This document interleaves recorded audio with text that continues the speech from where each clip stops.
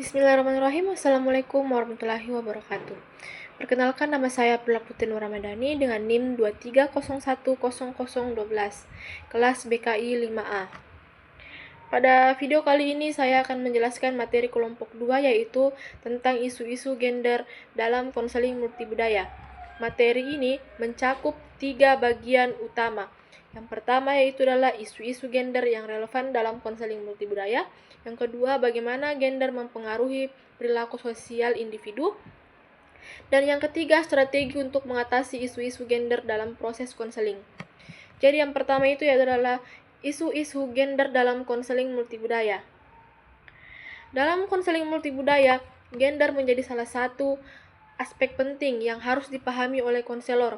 Gender tidak hanya tentang laki-laki dan perempuan, tetapi juga mencakup peran, ekspektasi, stereotip yang dibentuk oleh budaya. Setiap budaya memiliki pandangan yang berbeda tentang laki-laki dan perempuan. Ada budaya yang menempatkan laki-laki sebagai pemimpin dan perempuan sebagai penjaga rumah. Ada budaya yang menuntut perempuan harus selalu patuh dan juga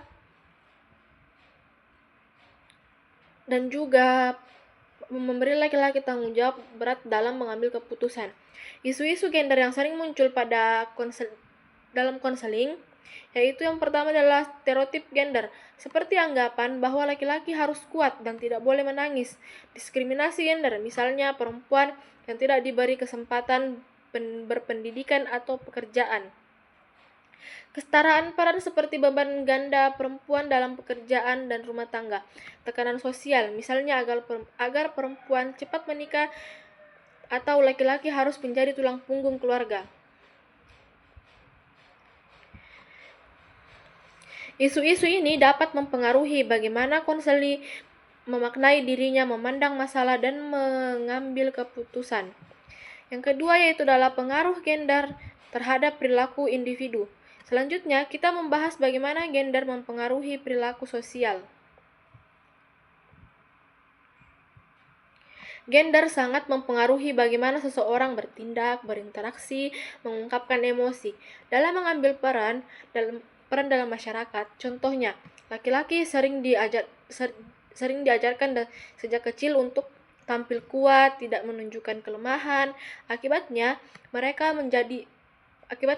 mungkin sulit mengungkapkan perasaan ketika mengalami tekanan sosial. Sebaliknya, perempuan sering diberi peran untuk bersikap lembut, penyabar, sehingga ketika mereka marah atau ingin tegar, sering dianggap tidak sesuai dengan peran gender.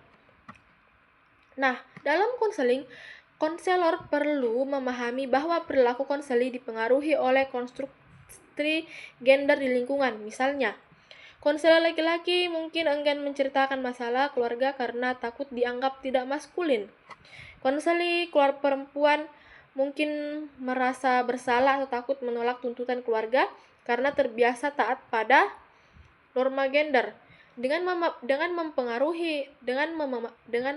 pengaruh gender ini, konselor dapat memberikan pendekatan yang lebih sensitif dan tidak menghakimi.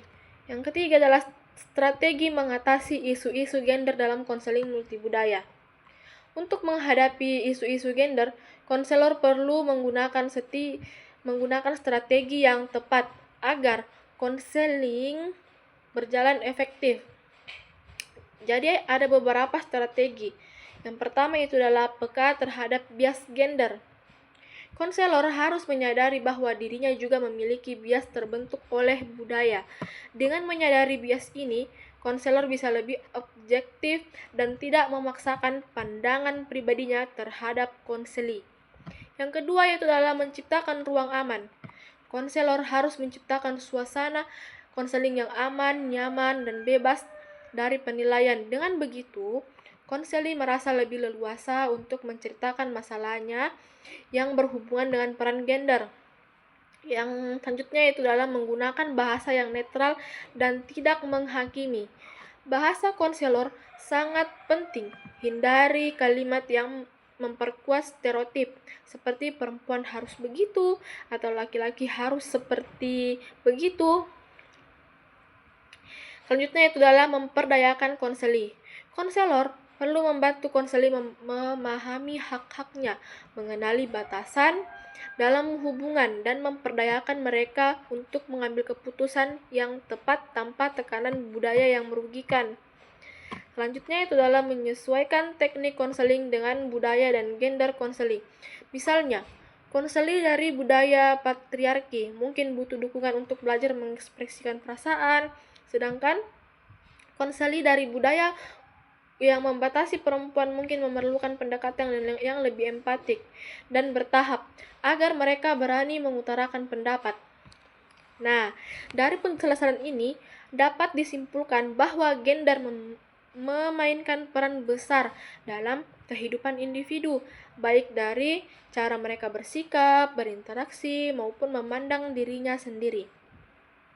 Dalam konseling multibudaya, konselor harus mampu memahami isu-isu gender, melihat pengaruhnya terhadap perilaku konseli, dan menggunakan strategi yang sensitif serta inklusif.